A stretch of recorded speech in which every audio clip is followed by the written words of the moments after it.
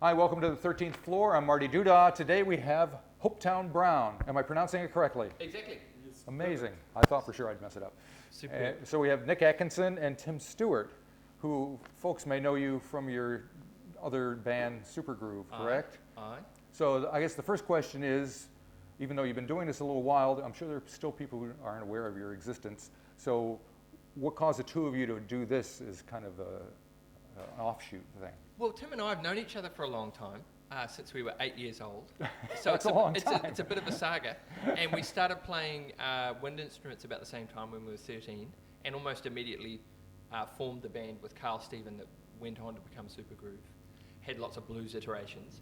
And of course, being a horn section, we kind of ended up rehearsing a lot together, doing these sectional rehearsals. And I guess in the late 90s, early 2000s, Yes. we... Tim was living on Brown Street and I was living on Hopetoun Street. And Brown Street is off Ponsonby Road, mid-Ponsonby, near SBQR and all those cool joints like Conch Records. And then Hopetoun Street has this beautiful bridge on it, and it kind of connects Ponsonby to sort of the city. And I was living in this dodgy flat in Hopetoun Street. And Hopetoun, incidentally, is spelled Hopetoun. Uh-huh. Great for Google. Right, that's why I asked about the pronunciation. Yeah, no, fair enough. As far as I understand, you say Hopetoun. I could be wrong there. Unless you're with a heavy Scottish, if you've got a heavy Scottish accent, you just roll with Hopetoun. It's fine. Also, that is fine. And so, and so that band was born, and we ended up being instrumental. Right. Really, we just worked on tunes, and we wrote a few jazzy numbers, and we worked on our Supergroove horn lines, and we learned some repertoire that we liked, and we did a bit of jamming with Slow Deck, Alex Doyle, and we did the odd gig, and we had a jazz quartet called Foghorn that we we played with from time to time, and so we were the Hopetoun Brown horn section. But then, 2.5 years ago, approximately, Tim said, "Let's do St. James Infirmary, Right. the New Orleans classic." Yep. Camp And, Calloway. Camp Calloway, and also I'd got the bass clarinet restored. So we'd been bringing that into the repertoire, and we just found the bass clarinet and Tim's voice, there's just this wonderful natural balance. And of course, Tim has this incredible voice, you know, it's huge, it's like powered by blacksmith's bellows, you know. It's Now, it must be frustrating for you to be a horn player and have a great voice, because you can't do both at the same time. No, you can't do both at the same time. Yes, well, Oh, you can try. some people do. Some people scream through the horn. Nick screams through a saxophone from time to time. Gargle sax. Yeah. No, I mean, singing's a bit of a holiday, to be honest. Right. From horn playing. Playing horns is demanding and difficult. And singing, you know, you talk all the time. It's always warmed up, ready to go. Trumpet's this cold metal thing with a tiny hole. Ah, yes. I don't even want to go there. But anyway. And so the reason that we're talking is the fact that you guys are going on tour and you're going to be recording an album and you've got a bunch of songs ready to go, which you're going to perform a couple for us today. And I think the first one that we're going to hear is one called Knitted Into My Bones. So Yes. what do you guys write together? How did these songs come about? That's your one, isn't it? Yeah, it's mine. I wrote this years ago, and it's had different sort of versions, and I just thought it would be a good fit for us. And so I just said to Nick, let's do it, and then we arranged it. And at the trombone, I think I just had started playing trombone, and it seemed like a good occasion to use it. Just kind of, we arranged it. It was quite early on too. We'd only had written about 3 songs when we did it. So but it's an old song, and it's just about kind of the idea of the yearning for love. Ah, yes. And a lonely life. All righty. Describing lyrics is painful anyway. All right, well, let's give it a listen and we'll come back and talk some more. This is Hopetoun Brown with Knitted Into My Bones.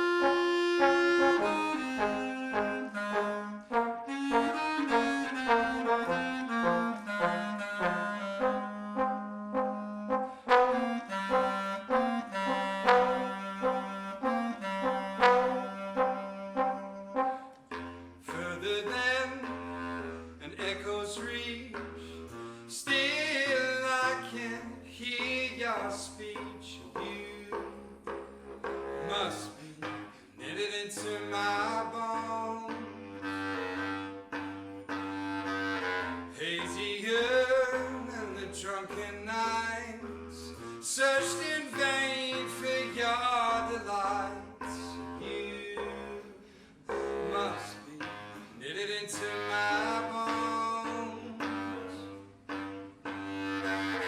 Cleanest teeth and my future bride.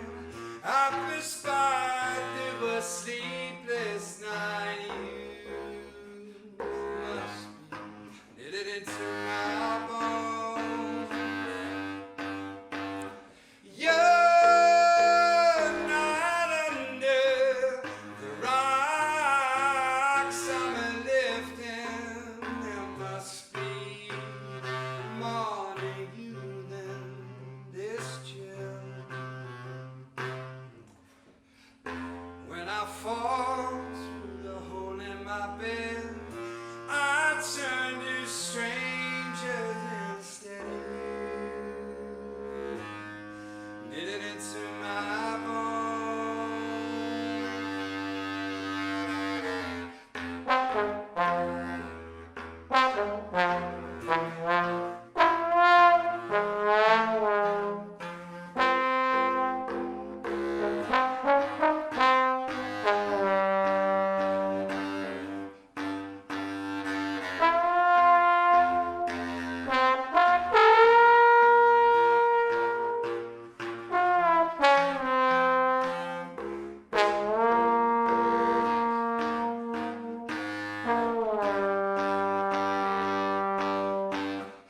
You're not under the rocks I'm lifting. There must be more to you than this chill.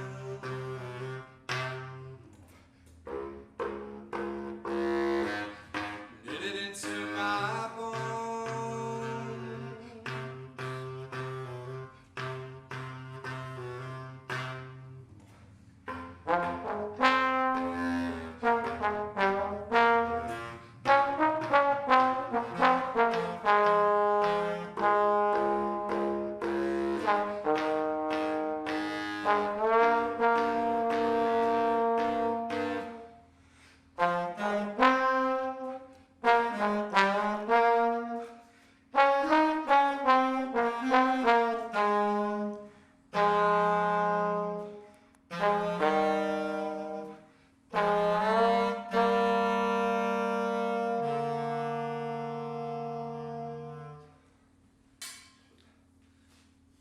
Okay, we're back with Hopetoun Brown, and we're gonna hear some more songs. But I'm trying to think if I had to describe what you guys sound like. And Nick, you can be sympathetic because I know you've interviewed a lot of bands, and you know you have to, and bands probably cringe when they hear it. But I was thinking, kind of a combination of Morphine and Tom Waits. Is that Cool. would that be right? That's very cool. Two yeah. good acts. Yeah. Any association with Tom Waits is more than welcome. I bought that first Morphine album, Cure for Pain, I think it was called. Yeah. What was it, Thursdays? Was that the song? Oh, I can't remember. I used to meet her every Thursday.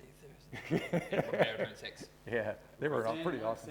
Mark Sandman, Didn't yeah. he come to a terrible end? He died on stage playing in Italy in like 1998, 99. Yeah. Oh my God. I worry that that's the way I'm going to go out, actually. You worry? Yeah, I'm just going to blow a gasket, you know, and that'll be the end of it. You should see my veins popping out when I play that thing. Using trumpets hard. I always carry a spare gasket. Well, that was his problem. Yeah, it was a very sad thing. There's a movie about it and all that, but yes. Anyway, but well, how do you describe yourself to people? Because I have to say, there are very few bands that you can say, these guys sound like nobody else. And I can say that about you guys. I mean, it's... Well, you know, when I did used to interview musicians, it was really fun talking to lots of different musicians and finding out their different approaches. And almost without fail, I found that the musicians that really limited their colour palette, if you like, came up with the best results. And the musicians that tried to have this kind of, we can do anything, there are no limits, we can use any instrument, any computer program, any synth sound, generally came up with these quite bland tunes. Right. And so it's quite fun to puzzle away to get through a song with just a scrawny antique wind instrument and a big booming voice and hand claps and stomps. You know, it's like, it's kind of the Rubik's Cube of composing in some ways. And I don't want to make it sound cold and unsoulful because it's not. But I suppose For me personally, I guess the thing that really turns me on about music, the thing that really wakes me up and gives me that immediate visceral reaction is rhythm. Mm-hmm. I just love rhythm. And if the rhythm's not cooking, I tune out of the music immediately. Yeah. Whereas if something's a bit out of tune, you know, like Fela Kuti, the horns might be Right. horrifically out of tune, but the groove is cooking and you're just there all the way. Yeah. And so Tim here has this incredible sense of rhythm. He can play drums. He loves hand percussion. He dissects how a tune moves rhythmically. And so I kind of really feed off Tim's enthusiasm for the rhythm. And, I think the rhythmic element is just so key to us. Despite the fact we have no drums, we have no bass, all of those things. But the other thing about it is that because I just write a melody and like a groove, and invariably I don't really write his bits at all. I just come in and say, yeah, it's like all enthusiasm, and then he writes his one line. He's only got one note at a time to do it, and I've got one note, and then you kind of, but then you still got a chord change to get happening to make, to get across, and having the two notes to do it, I think it makes the sort of, it's a little bit more ambiguous, which is kind of fun for us. I have no idea what he's going to do, and it seems, it sort of changes it a lot. And so, yeah, David Byrne's all about, he always goes on about limitations being really good things, and I fully Well, see, agree. that's the thing with Morphine, getting back to them, when I saw that document, that was, they only had a saxophone and a bass player and a drummer. So there was no guitar, and that was part of the whole thing. Was they wanted to limit themselves to those instruments, and they could obviously play guitars or whatever else they wanted to do, but it was the same thing. So Well, because you Yeah. take, you think about songs you like, and you think, oh, I really like that bass line. Fine. If that's one thing you take away from the song that you really, Yeah. it kind of distills things down to their essence. And if you can make it work, then it's pretty solid. yeah. You've got something to build on. Yeah. Now the next song you're going to play is something called Roadrunner Rocks. Yes, Roadrunner rocks. It's about your time in the US of A, isn't it? Yeah, it's about driving through the Southwest and around Arizona and New Mexico and Nevada, and just those really awesome rocks. And there's a lot of aerospace stuff happening there, and both Nick and I built a lot of models when we were kids. And, You don't need to go. hey, there's nothing wrong with it, Nick. Don't be ashamed of your incredible example of an F-18 Hornet that you did, that you still talk about. But my Fantastic. screensaver's the engine from an SR-71. But there's a lot of missiles and rocks. I don't know. It's very evocative area. Any so- Roadrunners? Did you see a Roadrunner? I didn't see a Roadrunner. Oh, bummer. No. I know. Coyote? I heard a lot of coyotes. There, it's close enough. All right. Well, that's probably why there were no Roadrunners. Okay, well, let's listen to Roadrunner Rocks, and we'll come back and talk some more.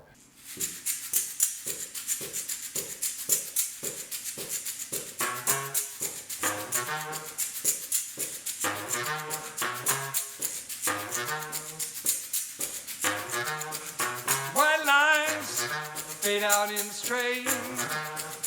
Keep on, I'm gonna lose my mind.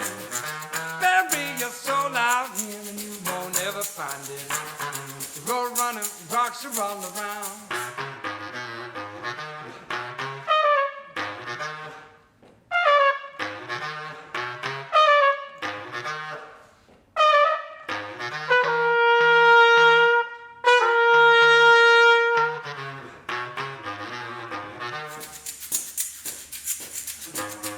I swear, see the curve of the earth.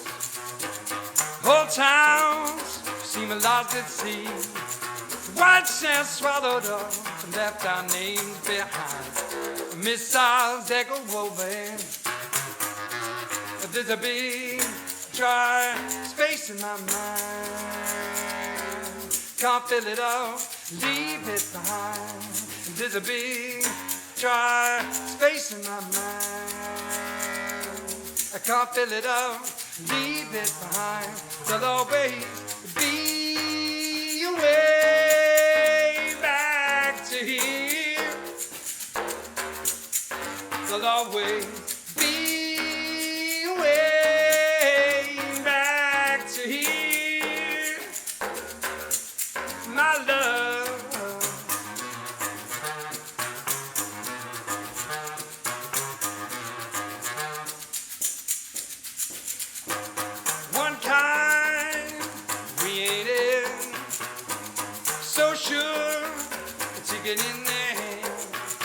just like a sinner on a tightrope through Eden.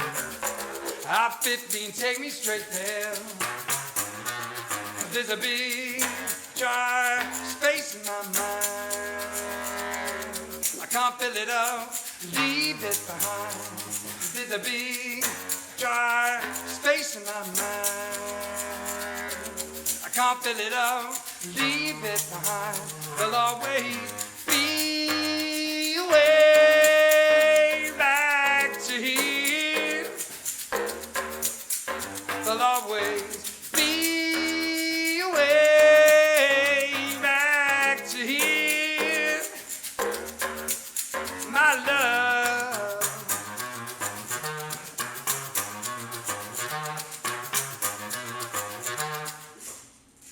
Oh.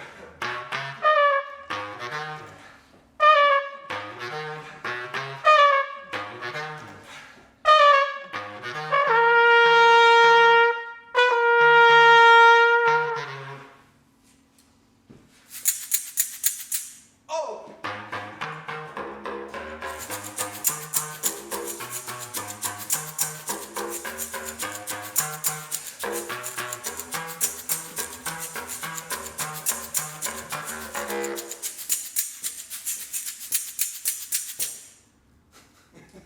All right, we're back for one more time with Hopetoun Brown, and it seems to me, and correct me if I'm wrong, but it looks like you guys kind of, there's a bit of making it up as you go along as well when you're actually playing together. I'm sure that these songs are written, you know, Well, intricately and whatever, but Well, that tune there, we've only just recently kind of rearranged it. You know, we've changed the bass line a bit, and there was a little bit of that going on in that tune. Right. But I think I love to be a little bit unpredictable, and Tim probably is towards kind of nailing down an arrangement. And so there is always a bit of a pull, I think, between me and Tim there. And I'm saying always, do another trumpet solo, do another trumpet solo. And Tim's like, no. But that's good. I think you need that push and pull. Inevitably, at a rehearsal, I will say, let's not. And then at the gig, he will just do it. Which, frankly, is really good. Yeah. I mean, you know, it's a good thing to be in a partnership where someone, you know, pulls you in directions which you are. It takes you out of your comfort zone. right. So, yeah, Nick's quite comfortable. But obviously out you have to of my listen to each comfort other zone. a lot when you're playing because, Well, yeah. Absolutely. I have no idea. Yeah, yeah, And, totally. the dynamics are massively important because I could blow Tim's voice flat at certain times if I played too loud. right. And you know, it's funny. You know, I see a lot of bands. You see a lot of bands. I see you looking at bands all the time. I do I see a know lot you of see bands. more bands than I see. And I thought I see a Well, lot that's of 'cause bands. I'm older than you. Whoa, but I mean, incredible. But so often I'll see a band, 5 people on stage, and all 5 people will be playing for the entire night. And I think, wow, you got 5 instruments there. What about dropping a few out from time to time? And you see the really amazing bands, say your Paul Simons, Yeah. and they really do that well, you know. But see, it's funny you mentioned Paul Simon because I saw Paul Simon and Sting when they came here, and they both had their full bands here. So there was like, at one point, there were like 15, 16 musicians on stage, but they moved it around constantly. There were times when there was just the 2 of them, when there was 5 people, when there was 6, when there was 10, when there was 14. Made a big difference. Bro. The percussionist is the associate professor of music at Berkeley for Paul Simon. All right. He can hold 8 maracas at once. 4 in each hand. Oh my God. I mean, he must spend quite a lot of time thinking about that. Like, it's like the effects chain. Which maracas to have in each hand. He looks like he's just waiting for the bus. All good percussionists have that sort of, yeah. Okay, now let's talk about the album. So at this point, you're about to go on the road, play a few gigs, and then you're going to stop in the middle of it and record. So what are you hoping to come up with? Well, we've laid down 2 tracks already. We recorded 2 songs at the lab with wonderful Ollie Harmer. Right. And one of those was And we knitted Into My Bones, which we performed as one of those tracks. And but we found in Auckland, this is where our jobs are, this is where our friends are. It's really hard to actually isolate yourself and concentrate on a completely different project. And so we were pecking away at the recording and and we're feeling like let's actually get out of Auckland, let's go to Littleton, and let's see if we can get some of Ben Edwards' gold dust to rub on us. Because obviously Ben Edwards at the Sitting Room, he's recorded Tammy Nielsen, she won the Silver Scroll. We'd love a Silver Scroll. You know. And what's his name? Avalanche City. He was just here. He's won a Silver Scroll. So Was he down the Sitting Room? Was he? no, he was just here. Oh right, okay. So we're sitting on the So same you're in the right couch. spot. And We're on Tammy's the been right here. couch. You know. We're going to the studio. What? It's just a matter of time. But and also Tim and Ben have never met. Right. But obviously I've known Tim since I was 8 years old, and I've had quite a lot to do with Ben in the last couple of years with the radio stuff I've been doing. Right. And I just have a feeling they're going to hit it off. All right. Fingers crossed. Yeah, I'm sure they will. And I think Ben has also been getting wonderful vocal takes from Tammy, from Aldous Harding, from all those Littleton Records artists. And also I just can't wait to just get to this tiny little town, shut all the doors, turn the phones off, and actually just do it for a few days, you know. Cool. Well, I can't wait to hear what ends up happening. So the last song that we're going to hear is Roadrunner. No, we did Roadrunner. Demanding Blues. Demanding Blues. And this is available as a free download on Bandcamp, as is Knitted Into My Bones. You can go to Hopetoun Brown's Bandcamp page. Okay. And you can pay for it if you want to, but you don't have to. It's like Radiohead. Is that how it works? Yes. Name your price. Except for Radio, how many millions did Radiohead make? Yeah, okay, it's not exactly like Radiohead. It's a great concept, though, I suppose, if you're a Radiohead. But, well, okay, so we'll go out with that tune, and hopefully people will come, especially in Wellington, right? We'd love people to come to the Meow date in Wellington. We're at the venue Meow, that's on the 21st. All right, Sunday. so we And urge, we're gonna no matter play, where they are in the country, come to the Meow date. And if you're in Rotorua, we're playing the Ciabatta Bakery. Ooh. And if you're in Hamilton, on Friday the 19th, we're playing at the Nabara Lounge, which we've heard great things about. And we're doing a little gig up here in Auckland at Frida Marigolds on the 18th. And we're also doing a free gig at the Dark Room on June the 27th. And that's the same night that Marlon Williams is doing his Homecoming Isaac Theatre performance. Right? Christchurch. In Christchurch. Yeah. What did I say? You didn't say Christchurch. Oh, forgive me. but the thing is, it's an amazing night in Christchurch that Saturday night. Yeah. Forgive my digression, but No, that's all right. You know, Marlon Williams is doing this epic homecoming gig at the Isaac Theatre Royal, recently restored. There'll be 1,000 people there, and Beck Runga and Tiny Ruins are performing, I believe, at the Kabul Cathedral. I hope I'm right there on the same night. Holy. So there's going to be 2,000 music fans in Christchurch, and they're going to pour out on the streets at about 10, and they're going to be like, "What are we going to do now?" And they'll be like, "They're going to go to Hopetoun Brown at the Dark Room." Because we'll be kicking off about 10:30, Smart playing move. till about 12:30. You guys are pretty shrewd. And that sucker is a free gig, and bring your mandolins, man. All right. It's going to be a scene. Excellent. All right. Well, thank you guys both for coming here and playing. It sounds awesome. And the last tune is Demanding Blues. We'll see you on the road. Cheers, Matty. All right.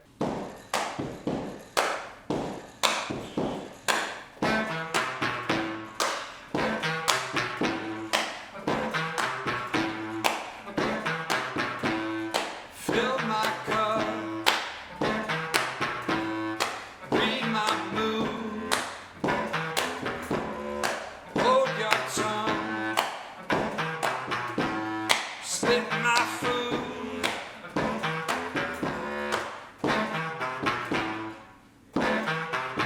It's what you need enough, it's what you got too much for you to bear.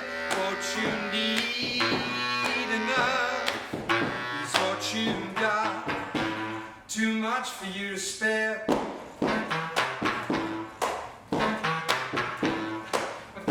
I know I should treat you kind.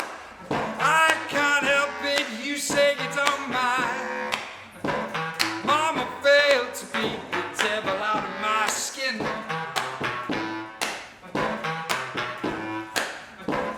She beat me high, beat me low, beat me in a way that it don't show. But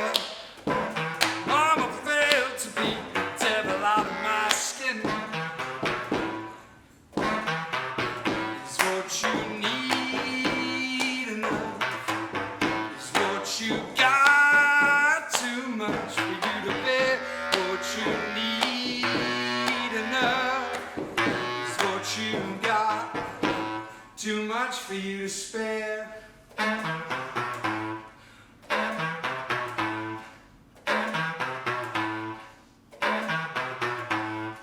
Grit your teeth,